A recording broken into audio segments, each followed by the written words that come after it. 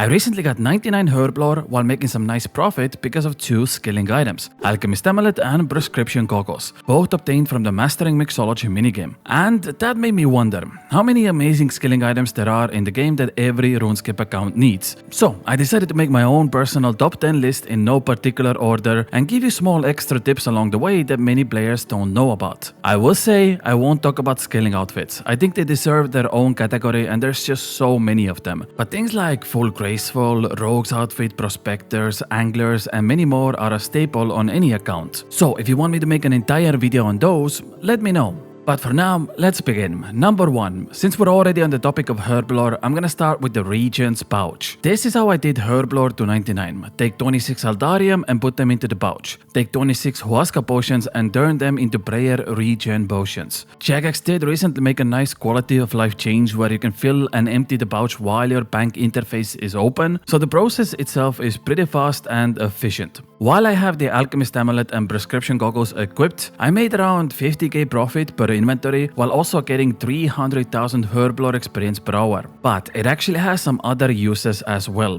For example, let's say you're an Iron Man and you need white berries. There is a way you can pick up 3 inventories worth of berries with one single run. You just take your pouch and your looting bag and you can fill both of them up with herb lore secondaries in the wilderness. You never lose the pouch if you die here. One inventory took me 3 minutes and it got me 80 white berries. It's not only a decent moneymaker but also far better than just farming them yourself. And this works for all herb lore secondaries. You wanna pick up red spider eggs? Yeah, you can do that. Now you get an extra inventory per trip. Same goes for snape grass, mort myrrh fungus, limford roots and every other secondary in the game. And oddly enough, it also has some combat uses. For example, in Vorkat, if you can do extended trips, you oftentimes don't have enough inventory space to fit all your loot. What you can do is crush up your superior dragon bones and put them into your pouch, which not only frees up inventory space to pick up the rest of your loot, but currently at the time of making this video, the crushed version is also about 1000 GP more expensive. So not only will you make more profit, but also you don't have to worry about leaving some of your loot behind. Overall, it's a very versatile skilling item to have. It took me roughly 5 hours to get it in the Mastering Mixology minigame, and it was a massive help for me to get 99 herb lore, whether I needed secondaries, more AFK time, or just better inventory management. This item did everything. Okay, number 2, the log basket. By now, most players already know about the 25-minute AFK woodcutting training method. With the release of the Mocha boss, there is an option to cut these roots right next to the boss that gives you demon tears. The roots never despawn, and with the log basket, you can get 25 minutes of AFK time to get about 11,000 woodcutting experience per hour. Since you also get roughly 600 demon tears every hour, it's about 150k GP as well. I personally think it's not that good. I would still prefer redwood trees over this, but if you want to go mega AFK and click couple of times per hour while making a little bit of money, this is where you want to be. In my opinion, there are other uses for log basket that are far more exciting. First of all, to get the log basket, you have to do about 90 minutes of forestry events. I made an entire video on how you can get up to 5000 anima-infused bark per hour with this method. The too long didn't watch conclusion is that you have about 35% chance to spawn a forestry event every time a magic tree falls down. So what you do is start the cutting process, hop worlds, then come back 4 minutes later into the same world and the tree falls down after you get your first log. Then, like I said, you have a 35% chance to spawn a forestry event and you can farm so much anima-infused bark. It's much faster than doing actual forestry, by the way. So, after I spent a little over 1 hour doing this method, I unlocked my log basket and the first thing I did was Veil Totem minigame. By having a second inventory of logs, you don't have to bank that often and it does increase your experience a little bit. You save about 4 minutes per hour on not banking, which means you can do 1 extra circle around this area. What I did is put 25 logs into my basket, take out another 5 logs and 20 unstrung longbows, and the route went like this. Fill out the first totem west side of Auburnvale, then fill out the second totem south of it. I can fletch longbows in between totems, which means I can do an entire round without needing to bank. So I just fill out all 8 totems using my log basket, then before I start my next circle, there is a bank on the way and I repeat the process again. Makes this activity very easy and efficient. The second thing is right next to the Veil Totem minigame. There is a new, extremely fast way to get blanks in the game, and that's combining the log basket with another skilling item called Blank Sack. You put 25 logs in your basket, another 25 logs in your inventory, you go to the Auburn sawmill right next to the bank, you turn your first inventory into blanks, and they go right into your sack. Then you take out the other 25 logs and turn those into blanks and repeat this process. You can get up to 8,000 blanks per hour doing this method, and the log basket essentially doubles your yield. Very useful, and also one of the fastest ways to get blanks in the game.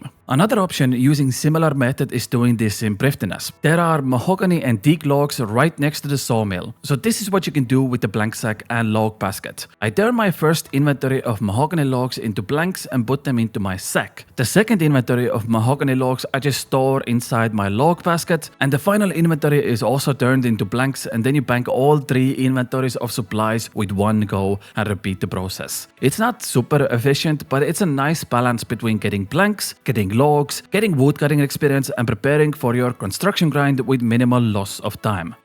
Also, I found this small tiny trick while doing Moonlight Antelopes. I don't know how this would be helpful, but you can get a full inventory of normal logs really fast, because without the basket, you can only take 3 logs at a time. But if you put them inside the basket, you can get a full inventory in just a couple of seconds, and that allows you to do the entire Moonlight Antelope task with one go. And finally, if you have a redwood tree planted at the farming guild, you can open up your log basket, get 2 inventories, climb down the tree, bank your 54 redwood logs couple of tiles away at the deposit box, and bada bim bada boom, you get a nice AFK woodcutting method. Nothing game changing, but just a nice extra quality of life feature. Okay, let's go to number 3, the fishing barrel. Now, the most obvious thing is fishing Karamwans. It's a nice 3 to 4 minutes of AFK time. You get 54 Karamwans, you use the nearest deposit box to store your raw fish, then you use your available fairy ring to get back and get a nice 35,000 fishing experience per hour. But there's also a much better method that is double the AFK time and food that is more healing. I've talked about this a little before, but this is where I got my 99 fishing, and it's by far my current favorite training method. You come to the wilderness resource area, you only have wilderness sword, a lobster pot, 54 dark baits, and a fishing barrel. The dark crab fishing spots never move, and it takes up to 8 minutes to fill up your entire inventory. Karamwans give 50 experience. Dark crabs give 130 experience. Also, they heal for 22 hit points as opposed to 18 from Karamwans. It's better experience, it's better food, and it's more AFK. When I did this method, about every 2 to 3 hours I saw PK here, but they can't get the items from your fishing barrel, and if you drop the food from your inventory, they also won't get that. So if you spawn back in Lumbridge, the only thing they will get is a lobster pot. That's it. Of course, if you don't like the wilderness in general, you can just swap this out for anglerfish as well. Raw anglers are currently like 1.6k each, so on top of being quite AFK, they also are quite profitable. And you know, the method is very similar, except don't forget your Radha's Blessing and Spirit Flakes for extra fish.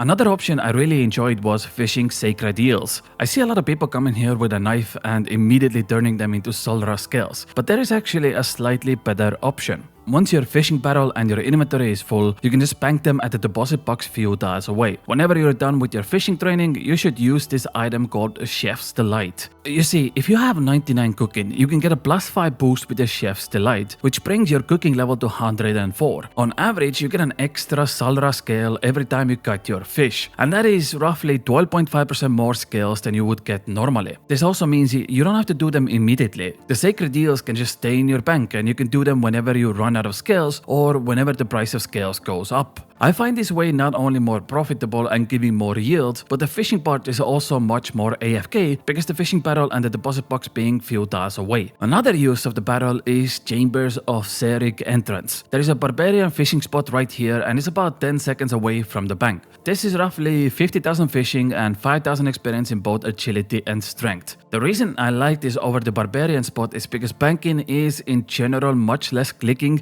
than constantly trying to drop your fish. I catch 55 4, I click deposit box, bank them all, and get back to fishing again. Also, the extra agility experience really does add up. You can get over 1 million agility and strength experience if you go for 99 fishing here. The only downside of fishing battle really is just getting it. For most people, if you're doing efficient Temporos methods, you can get this in like 6 to 7 hours. But I've seen early game Ironmans go over 25 hours without finding it, and at that point it's almost not even worth getting anymore. If something like this happens when you go over 2000 permits and you still don't have anything, I would just honestly give up. You gotta accept that it's not meant to be and your account is cursed. So, it's definitely one of the RNG grinds of all time, but if you do have it, it helps a lot on your way to 99 fishing.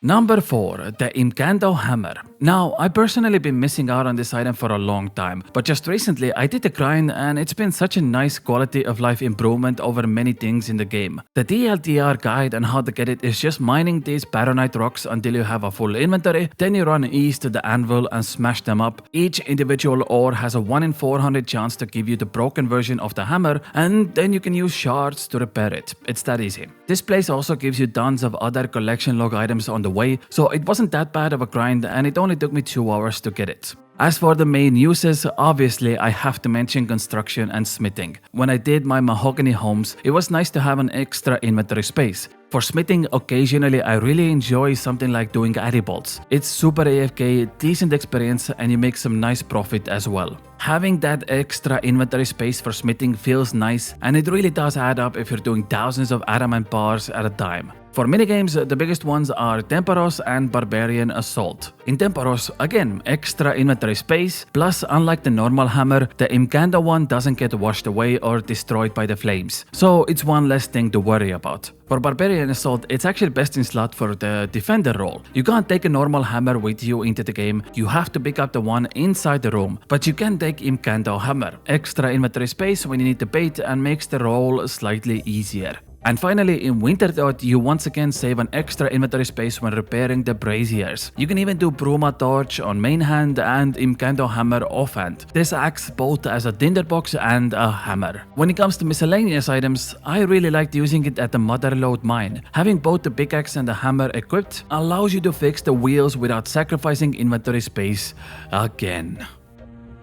Let's move on. Number 5, the Gem Bag, iconic skilling item that every RuneScape account needs. Since we're already on the topic of Motherlode Mine, it will take you over 3 hours to get this, but it is 100% worth doing at early levels. Not only is it super useful with mining, but I also take it with me almost everywhere else I go at this point. Also, shout out to Gold Bag, that is basically the same grind. It really just depends on what you prefer more. Convenience when doing smithing at Blast Furnace, or convenience whenever you find gems. Today we're talking about the Gem Bag, and let's start with the skill itself. I got my 99 mining doing Amethyst, and one of the side effects is 1 out of 64 drop rate for gems. You end up getting hundreds of these while AFKing, and it's nice to have them all in one place, not taking up inventory space. Another method is obviously star mining, same exact scenario. You can get over 40 gems per hour if you have Charged Glory, and it really adds up for that extra crafting experience or extra money.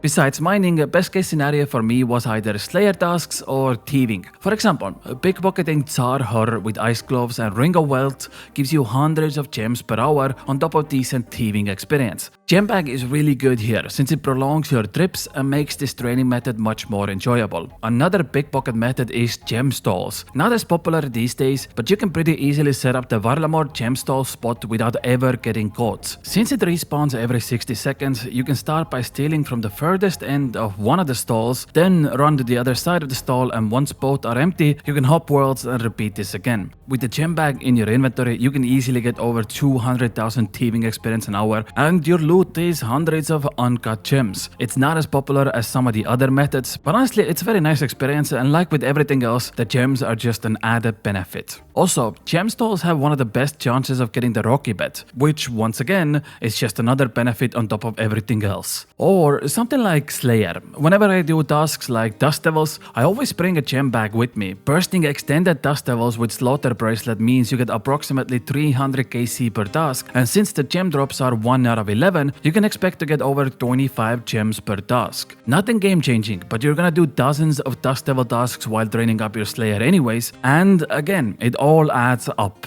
My personal favorite is using the gem bag and enhanced crystal chest to greenlock the collection items here. I opened the chest over 10,000 times, and by bringing a gem bag, I can also bring a lot more keys. Whenever I open the chest, I get a guaranteed uncut dragonstone. I store that away in my gem bag, and since I get to bring more keys, that also means less time spent on banking. And finally, having a gem bag while mining gem rocks is pretty decent. Currently, red topaz is almost like 5k each, which makes this method extremely profitable, and the gem bag just allows you to focus more on the mining and less on the deposit box nearby. Nothing massive, but just another quality of life change. Number 6. Colossal Pouch. Jagex recently made a change where you can use the Colossal Pouch even if you don't have 85 runecrafting. So you should get this item from Guardians of the Rift as soon as possible. Unfortunately, out of all the skilling items on this list, this is probably one of the longer grinds. I got lucky and managed to get mine on the release day after like a 7-hour grind, but I've personally seen players go over 60 hours without seeing the Abyssal Needle. It is a 1 in a 300 drop rate, and you can expect to get about 29 points per hour depending on your gear and runecrafting levels. So on drop rate, it's a 12-hour grind, and in my humble opinion, it's definitely worth it. The biggest upgrade for me was doing 80 runes. It actually makes runecrafting a very chill experience. I get almost 100,000 experience per hour while also making a lot of money. I spent an entire day runecrafting here while making over 20 million GP profit, and big reason was the Colossal Pouch. Another option is Wraith runes. Now, the requirement used to be 95 runecrafting, but with the release of Varlamore, there is a new wine that gives you +1 runecrafting boost. So now you can start doing this method 1 level earlier. Also, conveniently, this wine heals you for 16 hit points, so any damage you take from the dungeon can usually be healed up again with the wine, and since the shop has infinite stock, that means it's also perfect for Iron Man accounts. Other than that, not much else to say about this item. It's just a must-have if you ever plan to make money or just want to get 99 runecrafting, which, you know, I'm planning to do very soon. Let's move on. Number 7. Herb Sack, an iconic skilling item that has 58 herb lore requirements. First of all, just like with many other items on this list, you want to get this as soon as possible. There are 2 ways to obtain Herb Sack. Recently, Jagex made some big changes to Slayer and refunded everyone's points. So if you're not currently planning to do any Slayer or just have some leftover points, you can spend them to buy this item for 750 points. Also, a few years ago, they added the Herb Sack to Tide Farm, and out of the 2 options, I honestly prefer Slayer points, especially considering how many points you get with Wieldy Slayer. You can unlock the Herb Sack in a single day. There's just something about Tide Farm that I don't personally enjoy, but you know what, I'll leave that up to you. Make a judgment call whether you want to do Tide Farm or Slayer points for your sack. The obvious choice for most people is herb runs, but honestly, with the leprechauns being nearby, I don't think it's even that necessary to have the herb sack with you. It makes it a little bit faster, but it's not a must. The main use of herb sack for me was herbivore. Now, I spent over 200 hours hunting for this pet and I still don't have it, so I gave up on the grind, but what made it extremely easy is the herb sack. And just like with the gem bag, it's really useful at certain Slayer tasks, most notably something like Aberrant Spectres, Banshees, Kurasks, Undead Druids, Necreals, or even Lizardman Shamans, where you're gonna find dozens of herbs per task. And you don't have to pick and choose, you can even pick up the low-level herbs because it doesn't take up inventory space.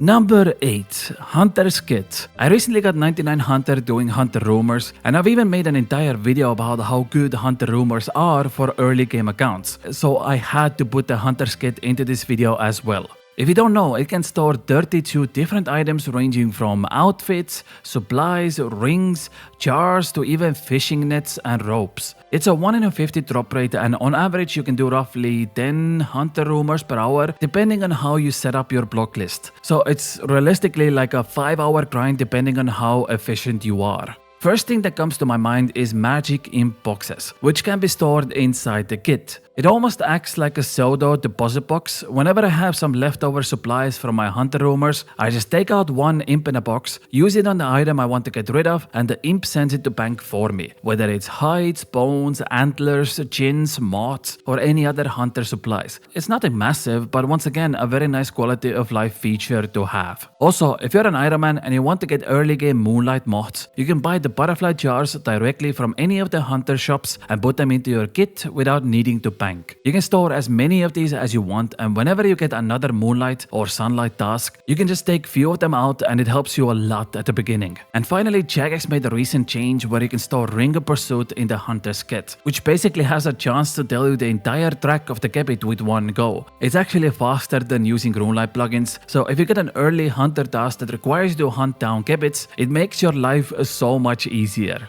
And since you can store the rings inside your kit, you never have to skip this task again.